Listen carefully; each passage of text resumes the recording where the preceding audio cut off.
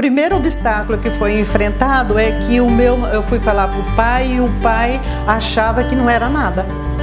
Falava que era da minha cabeça, que imagina, né, que a criança ia ter alguma coisa. E eu desconfiando, né, porque mãe sabe das coisas. A mãe pode não saber naquela hora o que é, mas a mãe sabe, a mãe tem um sexto sentido. Só que é assim, mães e pais, a gente tem que encarar a dificuldade, e que são muitas. Fé em Deus, encarar e se jogar para encontrar uma vida melhor para o seu filho.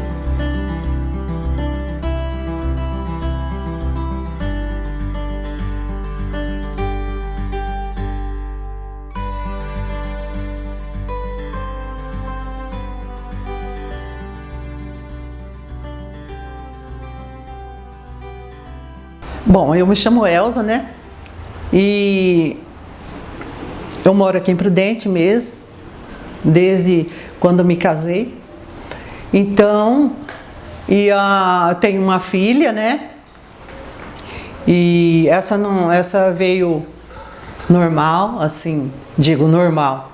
Ela veio com saúde, né? Depois de 10 anos tive o Flávio. E o Flávio veio com essa deficiência e coisa assim que a gente não espera. Por quê? O sonho da gente ter uma menina é ter um menino. Naquele tempo do nascimento do Flávio não tinha ultrassom para dizer se era menino ou menina. Então foi surpresa, quando nasceu o menino a gente ficou assim feliz da vida, né? E também aí aquela criança foi crescendo e a gente jamais imaginava que ele vinha com uma deficiência. Jamais, porque na família nunca teve, né? E a primeira veio sem deficiência nenhuma. E daí nós fomos estudar, ver o que era que tinha acontecido. E o que tinha acontecido? Com 2 meses de gravidez, aí eu tive a rubéola, né? E eu jamais... eu jamais sabia que a rubéola faria isso. Eu nem sabia que existia rubéola na minha vida. Então, e tive se aproximando a 40 dias, assim, e aí eu fui lá fazer o exame, aí apareceu umas coisas assim meio diferentes, umas grosseiras. Só nas coxas, em cima da barriga e aqui nos braços. Imediatamente fui ao médico, né, e lá foi constatado que eu estava com rubéola. Tudo bem. Ele disse, não precisa fazer nada contra o feto, não precisa, é uma coisa fraquinha, é uma rubéola, mas é fraquinha, então nós vamos esperar. Esperou, nasceu a criança e... ninguém esperava porque ele tinha deficiência, até porque é um bebê, né? E fez exame de pezinho, fez tudo, mas não constatou. Depois, e ficou aquela criança crescendo, sabido, normal, mas depois de uns 2 aninhos eu comecei a chamar e ele ia ainda, eu chamava e ele não atendia. Daí eu desconfiei, eu falei, bom, essa criança tem alguma coisa, porque não é certo, né? A gente chamar a criança e a criança fazer de conta que, né, não tinha ninguém chamando. Aí também o primeiro obstáculo que foi enfrentado é que eu fui falar para o pai e o pai achava que não era nada. Falava que era da minha cabeça, que imagina, né, que a criança ia ter alguma coisa. E eu desconfiando, né, porque mãe sabe das coisas. A mãe pode não saber naquela hora o que é, mas a mãe sabe, a mãe tem um sexto sentido. A mãe tem um sexto sentido. Tá bom, levei, depois de muito sofrimento, levei ao médico, o médico falou, não, eu não vou submeter a criança a um exame tão fino como esse, perigoso, como o exame de Bera, por uma simples desconfiança da mãe.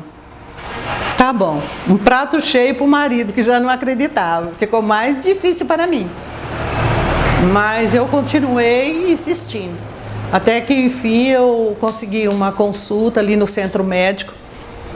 E eu levei o menino e o doutor fez os exames clínicos e falou, olha, essa criança tem sim alguma deficiência sim. Agora eu não sei o grau, mas eu vou passar para minha esposa, ela vai fazer o exame de Bera e nós vamos saber qual é o grau da surdez. Mas ele tem, ele é deficiente auditivo. Passou para a esposa, fez o exame, foi constatado. Aí ela falou, olha, só que aqui em Prudente nós não temos como cuidar dele. Então ele vai ter que usar aparelho e ele vai ter que ser cuidado como deficiente auditivo. Fui para Bauru, sem conhecer nada, sem saber para onde que eu ia, sem saber quem ia cuidar do menino, mas era uma referência, a única referência que tinha aqui. Fui.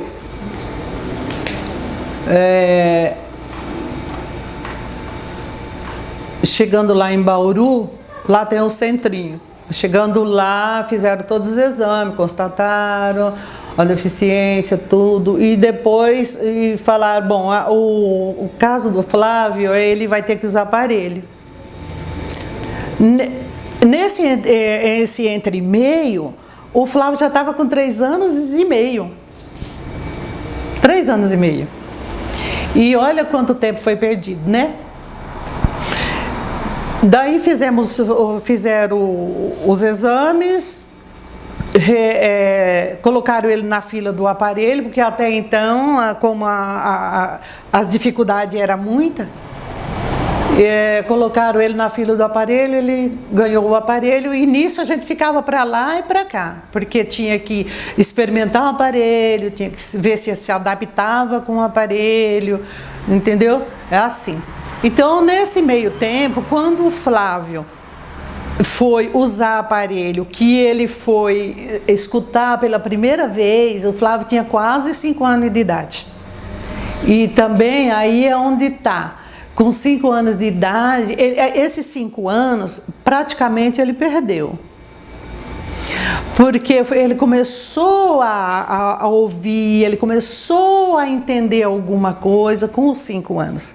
Então, eu penso assim, e também já foi constatado, que o Flávio tem 5 anos a menos. Muitas das vezes o Flávio, ele foi assim, mal interpretado pelas pessoas. Por quê? Porque o Flávio sempre teve esses 5 anos a menos.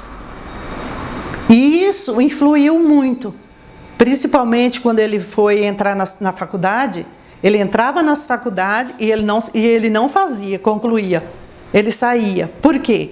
O Flávio estava numa idade, 18 anos, o Flávio estava numa idade de um menino de 13, 14 anos. Então o Flávio não tinha aquela maturidade para ele entrar numa faculdade e ficar. E isso também ele encontrou muito preconceito, porque as pessoas olhavam para ele, um jovem de 20 anos, que ia fazer algo das pessoas da idade dele, e ele não fazia, ele queria ficar ali na idade dos 15, 16, isso quando ele tinha 20 anos. Mas a prova disso está aí, né, que ele é um jovem de 30 anos, né? Vamos dar para ele 25 anos, 26 anos, e ele está como um jovem normal, né? Que até porque a gente fala normal, eles são normais. Eles fazem tudo que uma pessoa sem a deficiência fazem. Só que o que tem que o mundo entender, o que tem que as pessoas entender, eles têm uma deficiência. É diferente da gente, né? Muito diferente. Então, hoje o Flávio é casado, hoje o Flávio tem filho, Hoje o Flávio é formado, tem a casa, a casa dele, ele é responsável, muito responsável pelo que faz. Ele é um menino muito querido por aqueles que o entendem, por aqueles que sabem que, apesar dele ser uma pessoa normal, ele tem uma deficiência, que é o que tem que encarar de frente, né? Tem que entender. E o que mais pesa na vida de um deficiente é o desprezo. As pessoas olham e enxergam diferente. Então, às vezes eles chegam a ser desprezados. Também já presenciei muito quando às vezes a gente chega numa situação e fala que aquela pessoa tem uma deficiência, que ele é surdo, as pessoas se assustam. Entendeu? Não tem nada que se assustar. Ele é uma pessoa como outro qualquer, ele não faz mal para ninguém. E eles fazem tudo, eles são capazes, eles são uns dos melhores motoristas. São eles. Eles são capazes de tudo quanto nós somos capazes, né? Como que foi a escola, quando a senhora foi atrás de uma escola, quando ele era criança? Como é que foi a adaptação à escola, com os outros professores?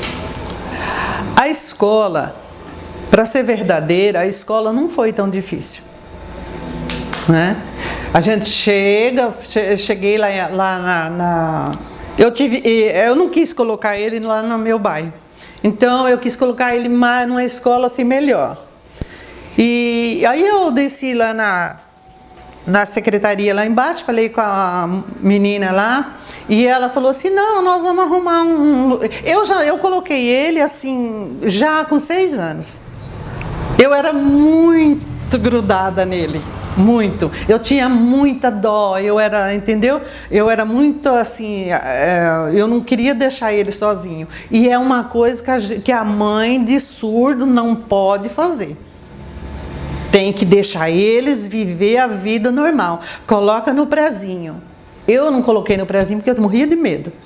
Não, coloca no prezinho. É tanto que a moça arrumou a vaga no Emei Luiza, coloquei ele, e no primeiro dia ele falou para mim, no segundo dia eu queria que ele viesse. Eu vinha junto com ele. No primeiro dia ele veio, no segundo ele não quis mais que eu viesse. Ele falou, não mamãe, pode deixar, que ele veio coloquei numa perua escolar, né? Tudo assim, pensei assim, que talvez seria tão difícil, mas não foi. Se adaptou à perua, se adaptou à escola, se adaptou às crianças, se adaptou ao ensino da professora que se desdobrou, porque também creio que na cabeça dela ia ser muito difícil. Ela disse que nunca tinha dado aula para uma criança com deficiência auditiva. Não tive problema nenhum. Fez o pré no Emei Luiza, veio para o José Foz? Não, veio para cá para o Bosque, fez os 4 anos, subiu para o IE, fez os 5 anos lá, e daí por diante, não tive problema. Quero deixar aqui falado para a minha experiência para os pais, que ter um filho com deficiência, seja ela qual for, não é fácil. Não é fácil, mas quando um médico chega e diz para você que seu filho tem uma deficiência, realmente a gente se assusta. Só que é assim, mães e pais, a gente tem que encarar a dificuldade, e que são muitas, porque não é fácil lidar com uma criança diferente. Não é fácil, mas o que tem que fazer? Fé em Deus, encarar e se jogar para encontrar uma vida melhor para o seu filho, né? Nada de olhar e deixar a criança sem o tratamento. O tratamento tem que existir. No caso do Flávio, ele fez fono. Quando ele começou a ouvir, ele fez a fono, que a fono foi de uma grande importância para ele, muito. Então, cuide do filho. Não deixe seu filho sem cuidados. Também eu vou contar uma experiência. 2 experiências eu vou contar. Eu vinha vindo com a minha nora do mercado, no semáforo tinha um menino surdo de outra cidade, vendendo revistinha. E a dificuldade para eles é imensa. Minha nora parou o carro no semáforo, ele chegou e ofereceu. E a minha nora fez a Libras para ele.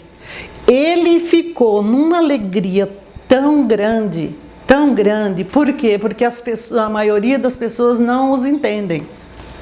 E quando ele acha uma pessoa que entende ele, que saiba falar com ele, ele fica numa alegria que não tem preço.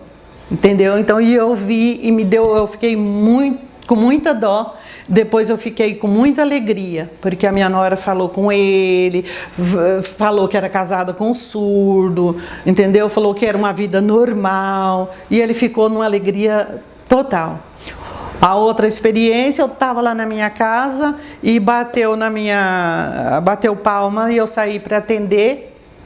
Era uma surda, pedindo ajuda acho que para comprar um aparelho, e estava na hora da minha filha chegar. Aí eu falei para a surda: espera um pouquinho, daqui a pouquinho minha filha chega e fala com você, porque eu não sei Libras. Assim que eu fechei a boca, a menina chegou. Aí já chegou, já foi, eu falei para a menina, que eu falei para ela já começou a falar com ela em Libras, e ela abriu um sorriso assim, sem preço. Sabe, assim, uma coisa assim que emociona a gente. Aí minha filha falou com ela e resolveu o que tinha de resolver, e ela saiu numa felicidade total. Então é isso. Cuide do seu filho, leva seu filho para onde for. A gente, não é fácil. Eu fui muitas vezes para Bauru, depois eu fui para Campo Grande, muitas vezes, mas coloquei meu filho na fono, paguei o fono, mesmo assim meio apertado, eu paguei fono para ele uns 2 anos, e ele hoje é o que é. Então, cuide do seu filho, abrace o seu filho, passe por cima das ignorâncias que a gente enfrenta lá fora, principalmente eles, e a gente está junto, a gente presencia. Entrega o problema para Deus e que tudo se resolve. Não é coisa do outro mundo. Só que eles têm que ter um suporte. Eles não podem ser uma criatura largada. Porque a sociedade lá fora é assim: uns olham para encaminhar para o bom caminho, outros levam eles para um caminho não tão bom. Leva para lugares que não adianta, ensina eles a beber, ensina eles muitas outras coisas que não se deveria ensinar. Mas também tem a parte boa, né? Tem a parte boa que a gente vai encaminhando, vai colocando eles nas associações que existem, vai encaminhando eles para as Libras, para eles poderem ser felizes lá fora quando eles se encontrarem. Porque quando eles se encontram, eles fazem festa, dá gosto de ver. Parece que ali, como todos num nível só, então ali sai aquele dia bom, ali sai uma reunião boa. Eles são muito felizes quando a gente convida eles para festa, quando tem festa. Então é assim, inclua onde você puder, nos tratamentos, na associação, nos cursos de Libra. Procure né? Procure, não deixe seu filho lá no cantinho, porque se você deixar ele fazendo de conta que não é nada, então ele não vai ser nada mesmo. Ele vai ser uma criatura rejeitada até, entendeu? Então é por aí. Temos o deficiente, não só o surdo, ele tem que ter suporte. Primeiro do lar e depois aí ali as pessoas do lar, a família, aí depois a família encaminha para o mundo lá fora, ajudando sempre. O deficiente, ele precisa de ajuda sempre, sempre, para ficar assim como o Flávio. Hoje ele é um homem que ele precisa de suporte, mas assim, ele é um homem quase independente. Então é muito bom ver isso. A minha nora é a Lucinete, é da FL, casada com o Flávio, e formaram o lar. Agora tem uma criança que já com 3 aninhos, e que ela é o suporte do Flávio. E o Flávio, o suporte dela, porque ela faz pouco tempo que entrou na Libras. Mas o Flávio é assim, é marido e mulher, um completando o outro, principalmente nas deficiências, na alegria, né? E assim vai, na vida de casado. Então, esse é meu filho, Flávio, do qual eu contei a história dele, e ele é um moço assim, responsável e capacitado e querido, muito querido, e ele tem todas as vantagens, todas as capacidades que uma pessoa normal, assim digo, uma pessoa, né, como nós temos, né? A única coisa é que lá fora ele não fala, com a gente ele fala. Até porque eu sou a mãe e eu não sei Libras, né? E eu me comunico com ele da melhor forma possível sempre, e nunca teve problemas. Então a história dele é essa.